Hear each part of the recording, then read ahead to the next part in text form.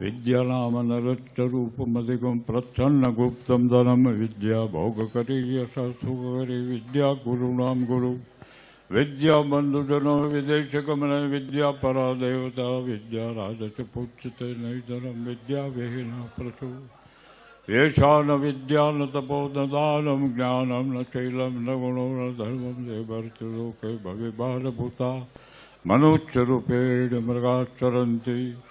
बोलो रामचंद्र भगवान की जय। भगवेश्वर महादेव की, हनुमान जी महाराज की, बजरंगदास बापा ने बापा जय जय सीताराम सीताराम।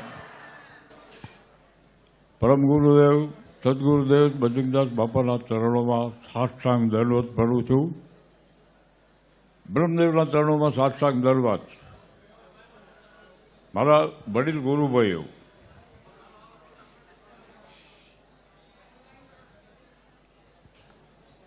अने साध्वीश्री जालियाथी बधाया।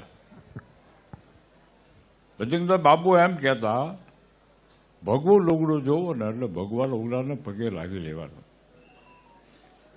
એને પગે લાગવું. અને મારી સાથે બેઠેલા બહુ ભાગશાળી માણસો એટલે બધા અહીંયા કાંઈ વાળાની અંદર જ બેઠા એ નહીં, બધા દરેકે દરેક ભાઈઓ અને બહેનો. મને એમ લાગે છે કે તમારી એવો ભાગશાળી આ દુનિયામાં કોઈ છે જ નહીં. કારણ કે બજરંગદાસ બાપુના 10મી પુણ્યતિથિમાં ગુરુના પૂજનમાં તમે હાજર છો, તમે સાક્ષી છો. એના આ દીકરીઓ બેઠી જો, મેં કાલે સાંજે કીધું તું મિત્રો, આ દીકરીઓમાં જગદંબાના દર્શન કર્યા બજરંગદાસ બાપુએ. મારા તમારા પરમ ગુરુ દેવશ્રીએ આ જગદંબાના દર્શન કર્યા છે. આમાં બહુચરેશ્વરીના દર્શન કરો, મા અંબિકેશ્વરીના દર્શન કર્યા, અહલ્યાબાઈ હોલકર અને ઝાંસીની રાણીના દર્શન કર્યા.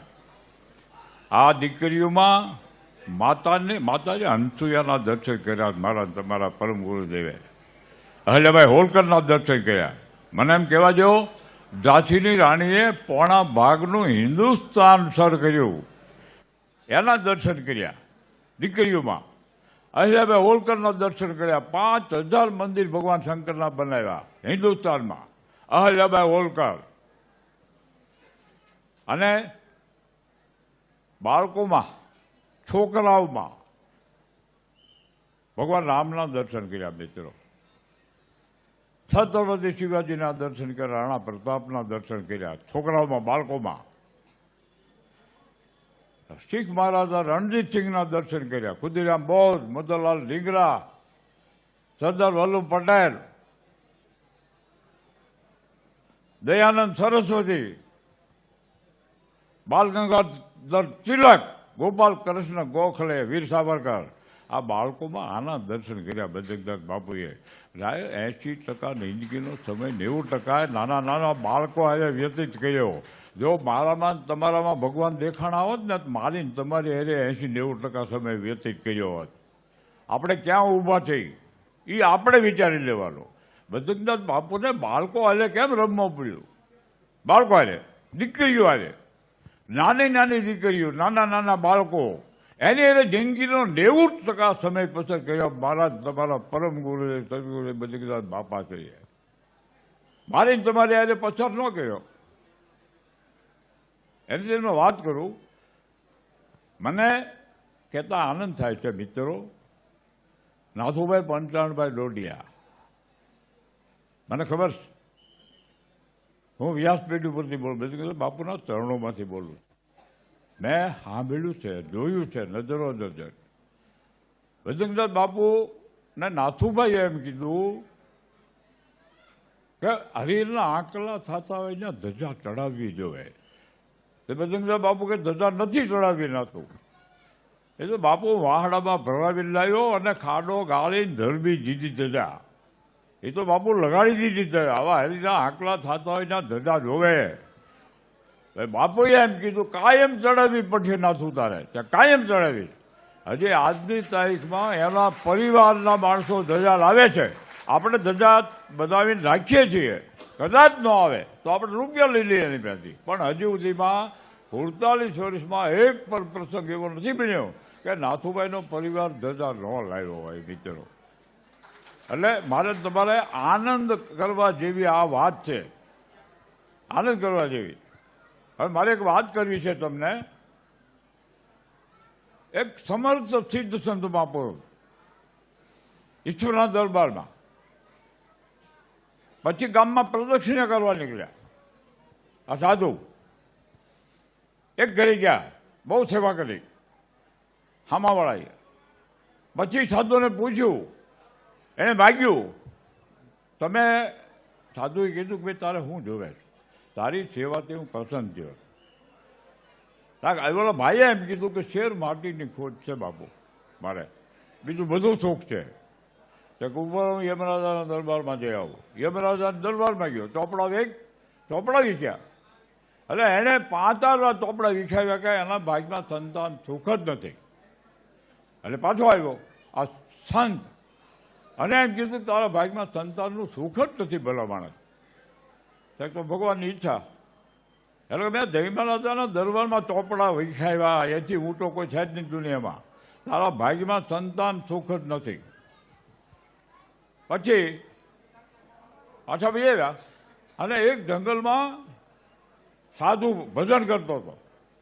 ભજનાનંદી સંત, સમર્થ સિદ્ધ સંત મહાપુરુષ. એને બહુ સેવા કરી. હવે એને એમ હતું કે મારા ભાગમાં સંતાન સુખ છે જ નહીં, એટલે બીજે સમય વેડફવો એ કરતાં સાધુની સેવા કરી. બહુ સેવા કરી. ઓલાના હૃદય દળી ગયું સાધુનું. પછી 4-6 મહિના પછી કીધું કે તારે હૃદય ધોવાઈ માગ. મારે સંતાન સુખ નથી, બીજું તો હું કહું. હું 2-4 ઠેકાણા ભટકી ગયો, યમરાજાના દરબારમાં જોવડાવ્યું, પણ મારા ભાગમાં સંતાનનું સુખ છે જ નહીં. પછી એ મહાત્માએ કીધું કે તારા 2 દીકરા થાય, જા ભગવાનની ઈચ્છાથી. અને 2 દીકરા થયા સંતની આશીર્વાદથી. અને ઓલો સાધુ પાછો ફરતો નીકળ્યો. એક આ કોના છોકરા, એને ઘરે જ ગયો. તે કા તમારા. તારે છોકરા છે, ભગવાનની દયા છે કે મારે છોકરા છે. એ ગયો ભગવાન ઈશ્વરના દરબારમાં. એ કે તમે એમ કહેતા હતા ને કે આના ભાગમાં સંતાન સુખ જ નથી. એને ઘરે મેં 2 દીકરા રમતા જોયા, અને એના જ દીકરા છે. પછી ભગવાને કીધું કે મને પેટમાં દુખે. કે એની દવા શું બાપુ? તો કે પેટમાં દુખે મને કોકનું કાળજું કાઢીને ઊંઘાડો ને તો મને સારું થઈ જાય. ઓલો દોડ્યો, દુનિયામાં ગયો, અને જંગલમાં એ સાધુ ભજન કરતો હતો, જેને આને 2 દીકરા આપ્યા. એને કીધું મારા ભગવાનને પેટમાં દુખે છે કે હા. હવે એને શું કરું, કાળજું શું કરો? તો મારા પેટમાં છરી ઘાલી અને કાળજું કાઢી દીધું. અને મારા ભગવાનને પેટમાં દુખતું, મારું કાળજું કે મારું જીવીને શું કરવું? અને કાળજું ઊંઘાડ્યું ભગવાનને, સારું થઈ ગયું. પછી ઓલા ભાઈએ પૂછ્યું કે ભાઈ આ તમે એના ભાગમાં દીકરા નહોતા ને, એને 2 દીકરા ફળિયામાં રમતા જોયા મેં. આ તમે આ ઈચ્છા ચોપડો યમરાજાના દરબારનો ચોપડો ખોટો, તો દુનિયામાં બીજા ચોપડાની અપેક્ષા શું રાખવાની? પછી ભગવાને કીધું કે ભાઈ જે કાળજિયા દે ને એ છોકરા દઈએ કે આ તારું કાળજિયું ક્યાં ગામ ગયું હતું? અહીં આપી દેવું હતું ને.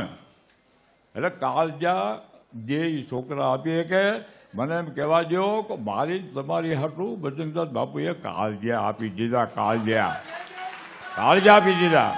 અને તમે ક્યાં આપણને બેહાર્યા? આપણે આ સ્થળ ઉપર બેસવાને લાયકાત હતી જ નહીં. આપણે લાયકાતવાળા હતા જ નહીં. અમારો ભાણિયો ડૂબાઈ ગયો. પુષ્પાબેન ક્યાં ગયા? હવે ભાણિયાને બજરંગદાસ બાપુ લઈ ગયા ડૂબાઈ. અને આખી દુનિયામાં તમને કોઈ ઓલું ઊંચામાં ઊંચું બિલ્ડિંગ હતું ને, ત્યાં 90માં માળે રહે, અને બાપાનો ફૂલ સાઈઝનો ફોટો. હવે રસિકભાઈએ મને એમ કીધું, રસિકભાઈ બેઠા છે. રસિકભાઈ મને એમ કીધું, ક્યાં છે રસિકભાઈ? હા, રસિકભાઈ મને એમ કીધું કે દાદા 90માં માળે હું ગયો, બજરંગદાસ બાપુનો ફૂલ સાઈઝનો ફોટો જોયો તો હું રોવા મળ્યો. મારા આંખમાં હું ભરાઈ ગયા. 90માં માળે બેઠો મારો બાપ, 90માં માળે. આ રસીભાઈ બેઠા, આ ખોટી વાત નથી કરતો, એ બેઠા પૂછી જુઓ. આ બજરંગદાસ બાપુ ક્યાં બેહે એ કાંઈ કહેવાય જ નહીં. તમે જ્યાં જાઓ ને એને કરતાં હજારો કિલોમીટર આગળ એ બેઠા હોય અને તમારું તોય ધ્યાન રાખે. બજરંગદાસ બાપુએ એકવાર કીધેલું કે હું 1000 ગાઉ માટે મારો દીકરો બેઠો હોય એનું ધ્યાન રાખું છું. હવે આપણે એમ કહીએ મારી 5 ફૂટ છેટા છે તોય પગે લાગવા આપણે ન થતા હોય અને કે મારું ધ્યાન નથી રાખતું. તારું ધ્યાન ક્યાંથી રાખે ભાઈ? તું કોઈનું ધ્યાન નથી રાખતો, તારી ઘરવાળીનું ધ્યાન નથી રાખતો. હું પક્ષપાત કરી નથી ગયો તો મારો અનુભવ કહું. બાપુ ગયા મને હું હારી ગયો, પછી બાપુને પૂછાતું નહીં તમે ક્યાં જવું છે એટલે મહુવા ગયા, મહુવાથી ડેડાણ ગયા. એટલે પછી એમ લાગ્યું અમને કે ધામકા કદાચ હંસરાજજી બાપુ ત્યાં જાય એટલે ત્યાં ઉભા રહ્યા અને બારનેથી સીતારામનો ગગન ભેજી નાદ કર્યો બજરંગદાસ બાપુએ. હંસદાસ બાપુ ગા જોતા હતા, બોગડું સલવાઈ ગયું. મારો બ્રહ્મ આવ્યો, મારો વિષ્ણુ આવ્યો, મારો મહેશ આવ્યો, આમ વેન ચડી ગયું. અમે ગયા એટલે બજરંગદાસ બાપુ કે આનો રામ ભરોસો થઈ ગયો, આપણે બેહવું હોય ને તો ખાટલો પાછળ, એટલે ખાટલો પાછળ બાપુ બેઠા. પછી હંસદાસજી કીધું બાપુ તમે બાળકોને બહુ રમાડો છો, દીકરા દીકરીઓને નાની ઉંમરની, જેને દુનિયાદારીની એન્ટી નથી થઈ એવા દીકરીઓને તમે બહુ રમાડો છો. એટલે મને એમ થયું કે મારે ગામ ધોવાડો બંધ કરો. છોકરાને રમાડવાની ઈચ્છા થઈ, પહેલાં છોકરાને રમાડવાની ઈચ્છા કરું અને અડધા છોકરા આવે ને અડધા ન આવે એટલે મેં આખા ગામને જમણવાર કર્યું છે. અને દાળ શાક મીઠાઈ બેન થઈ ગઈ, દાળ શાક મૂક્યા છે. ત્યાં તમે આવ્યા બાપુ, મેં ક્યાં બોલાવ્યા હતા તમને? તમે આવી ગયા. મેં એમ નક્કી કર્યું હતું કે હનુમાન દાદાને થાળ ધરવા જાય પછી જમાડીશ બાળકોને. મારો હનુમાન અહીંયા આશ્રમે આવ્યો, હવે મારે થાળ ધરવા હનુમાન દાદાને નહીં જવું પડે. અને હંસદાસ બાપુએ તેની બજરંગદાસ બાપુને થાળ ધર્યો, હનુમાન દાદાને થાળ ધરવા ન ગયા. એને બજરંગદાસ બાપુમાં હનુમાન દેખાડા. બજરંગદાસ બાપુમાં એક કોઈ પોતે નથી કીધું કે હું હનુમાન છું એમ, પણ હું મારી દ્રષ્ટિમાં મને એમ હનુમાન લાગે છે. હંસદાસ બાપુને દ્રષ્ટિમાં હનુમાન લાગે, મને તમને બધાને હનુમાન દાદાના દર્શન થયા એમ લાગે છે. પછી બધા જમી ગયા, બાપા જમી ગયા. પછી હંસદાસજીને બાજુ બોલ્યા, બાજુ બોલાવીને વાહમાં ધબ્બો બેર્યો. હંસદાસ તને ભગવાનના દર્શન થઈ ગયા છે કે બાપુ 200 પુસ્તકો 300 પુસ્તકો વાંચ્યા પણ હજી ભગવાનના દર્શન નથી થયા. એક પુસ્તક વાંચું ને 300મું, ત્યાં એક 300 પહેલું પુસ્તક વાંચું ને એમાં એમ લાગે કે આમાં સાચું છે, ઓલું ખોટું છે. હજી અટવાણો છું બાપુ, હજી ભગવાનના દર્શન નથી થયા. કે ધર્મ તો સમજાઈ ગયો છે બાપુ, ભગવાનના દર્શન નથી થયા, ધર્મ ક્યાંથી સમજાય? હવે તમે અહીંયા આવ્યા છો એટલે મને એમ લાગે છે ભગવાનના દર્શને થઈ જાય અને મને ભજને સમજાઈ જાય, ધર્મે સમજાઈ જાય. એ બાજુમાં બેહારી ધબ્બો મારી કીધું હંસદાસજી ફરજી ધર્મ.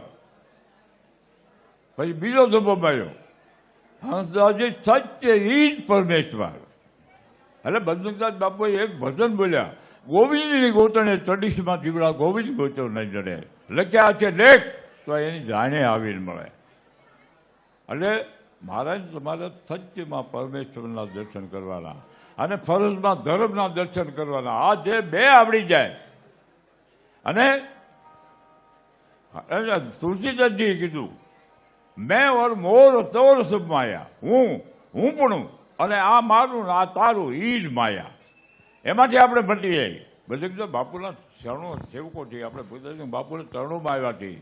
જો બજરંગદાસ બાપુના ચરણોમાં આવ્યા પછી એને હંસદાસજીએ કીધું એ જો આપણે ન સમજીએ તો આપણે જિંદગીમાં ધોડવી પડી. આ બધાને એમ કહું છું બજરંગદાસ બાપુના તમે અનુયાયી છો, એના સેવકો છો.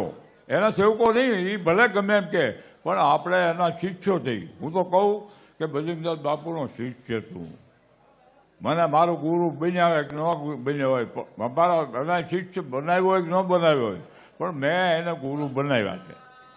એટલે જે બજરંગદાસ બાપુના સેવકો છે ને એ બજરંગદાસ બાપુ એના ગુરુ 1000%. અને કોક ગુરુ એને બનાવતા નહીં, બજરંગદાસ બાપુના ચરણોમાં આવ્યા, એના ચરણોમાં આવ્યા છતાં મેં તમારો ગુરુ બજરંગદાસ બાપુ છે, ગુરુ ગોતવા જતા નહીં કે તમારે જવાની જરૂર નથી. તમારો ગુરુ છે ને એવું દુનિયામાં કોઈને ગુરુ મળ્યો જ ના. હા, મને દેખાડી ગયો. તમને કહું, એક બહુ આનંદની વાત છે. ભજનદાસ બાપુના આશ્રમ વતી અયોધ્યામાં અન્નક્ષેત્ર ચાલુ થઈ ગયું આજ, અને હજારો માણસો જમે છે. કાલે મુહૂર્ત હતું, મુહૂર્ત આજ છે, પણ કાલે એના નમૂના માટે ચાલુ કર્યું હતું. એટલે 2000 5000 માણસ કાલ જમ્યું. આ તો કદાચ 50,000 નથી. અહીંયા જેમ હરિહરના આંકડા બોલે છે ને, એમાં અયોધ્યામાં બોલે છે હરિહરના આંકડા ભજનદાસ બાપુના નામના. ભજનદાસ બાપુનો આશ્રમ કરી કે કોઈ બીજાએ કર્યું છે તો અઠવાડિયું 15 દી રહીને વયા જાય ને. આપણે તો આજીવન હલાવવાનું છે, આજીવન. રામ મંદિરને દર્શન કરવા આવે, હિન્દુસ્તાનના, ગુજરાતના હોય કે હિન્દુસ્તાનના કોઈ પ્રાંતના હોય, એને પ્રસાદ લેવડાવવાનો છે. અને અમારા સ્વયંસેવકો બધા રામલલ્લાના દર્શન કરવા જવાના છે. ભજનદાસ બાપુના સ્વયંસેવકો છે 50,000. એ 50,000ને ભજનદાસ બાપુના ઈષ્ટદેવ ભગવાન રામના દર્શન કરવા પડશે, અને કરાવવા છે. આશ્રમ કરાવશે એને. આશ્રમ એને ટિકિટ વાળો આપશે જવા આવવાનો, બાકી જ્યાં વાપરવાના પૈસા એના. પણ આપણે 50,000 સ્વયંસેવકો છે ને, 50,000 સ્વયંસેવકોને ભજનદાસ બાપુના ઈષ્ટદેવના દર્શન કરાવવાના છે. એમાં દીકરીઓ છે. ભજનદાસ બાપુના આશ્રમમાં 500 વાળા દીકરીઓના છે મિત્રો, એના તપને ભજનના હિસાબે 500 વાળા. એક વાળામાં 40-50 દીકરીઓ, અને 2000 વાળા જુવાનોના છે. 15 જિલ્લાના માણસો એની હિસાબે જોખમે આવે છે. આશ્રમમાંથી ટિકિટ ભાડું માગવાનું નહીં, ટેક્સીનું ભાડું માગવાનું, ડીઝલ માગવાનું નહીં. અને કદાચ ડીઝલ માગે તો એને કેન્સલ કરવાનું, એને વારો નહીં આવવાનો કોઈની. આ કડક કાયદો છે. અને ભજનદાસ બાપુના આશ્રમમાં જે સેવા કરે, સ્વયંસેવકો સેવા કરે છે. અને હું વહીવટી વડો છું, માનો ને. મારા અંડરમાં સ્વયંસેવકોના હેન્ડલિંગ જે કરે છે એ આશ્રમને ગાળો આપતા નથી, આશ્રમમાંથી 1 રૂપિયો લેતા નથી. મને કહેવા જેવો કુંભમાં કરોડો રૂપિયાનો ખર્ચો કરીએ છીએ, એ મારે કહેવાય નહીં, પણ અમારે હિસાબે જોખમે આશ્રમમાંથી 1 રૂપિયો હજી સુધી લીધો નથી. કોઈ જ્ઞાતિ એવી નથી કે ભજનદાસ બાપુના સ્વયંસેવકો એની સેવા ન કરી હોય. કોઈ સાધુ એવો નથી કે એના સંપ્રદાયની સેવા ભજનદાસ બાપુએ ન કરી હોય. હમણાં એક તાજું છેલ્લું ઉદાહરણ તમને આપું. એક ભરવાડના લગ્ન હતા, ભરવાડમાં એને 3,500 દીકરીઓ, રમેશ ઓઝાની કથા અને શિવપુરી બાપુનો ભંડારો. આપણે 15,000 માણસો 15 દી રહ્યા, 15 દી કાંઈ લીધું નહીં.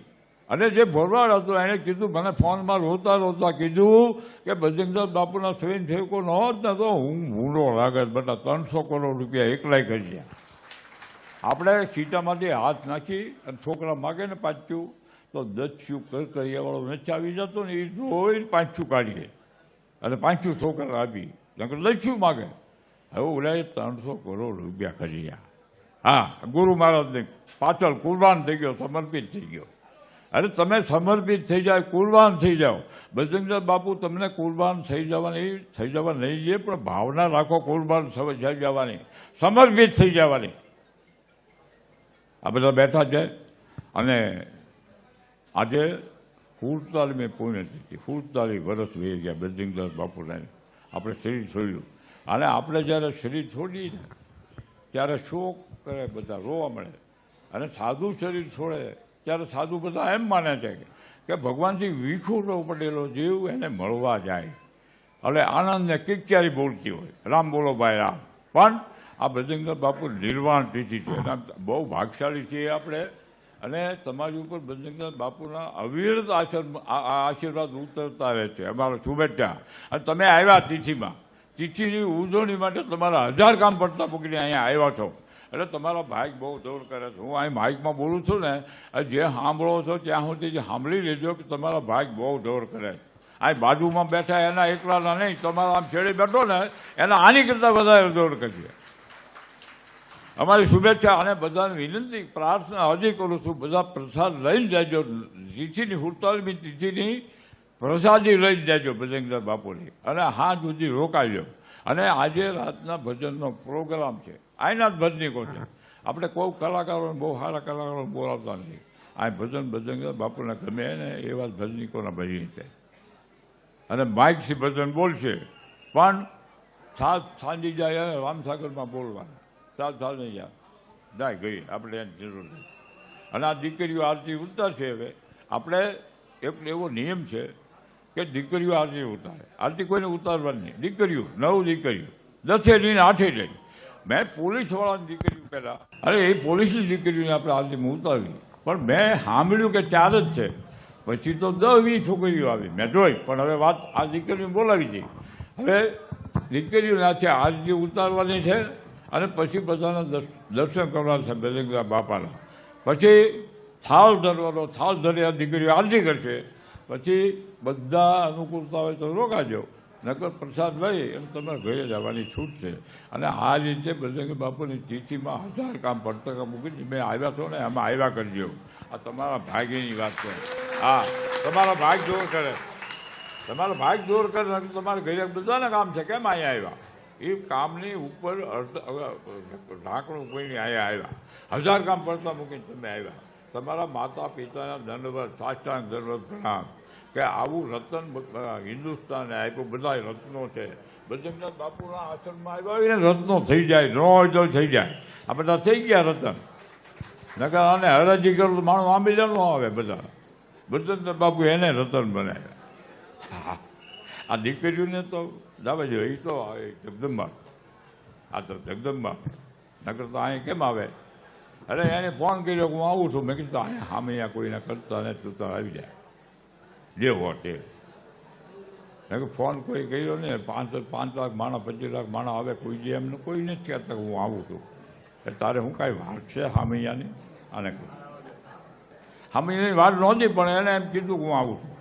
આ દીકરી છે એટલે એમ કહે. અમે પુરુષો ગમે ત્યાં કોઈ કહે છે એને કંઈ કહે નહીં, કાંઈ જરૂર નહીં. આપણે ગમે ત્યાં ઘૂસી જાય. આ આમંત્રણ હોય તો જ આવે ને તો આ એને જાણે આવી. આ દીકરીઓ આરતી ઉતારવાની બાપા. હે છોકરી, હવે દીકરીઓ આરતી ઉતારશે અને ગોરદાદાને જે વિધિ બાકી હોય તે પૂરી કરો, એટલે આરતી ચાલુ કરાવો. હા, બોલો બજરંગદાસ બાપાની જય. બાપા જય જય સીતારામ.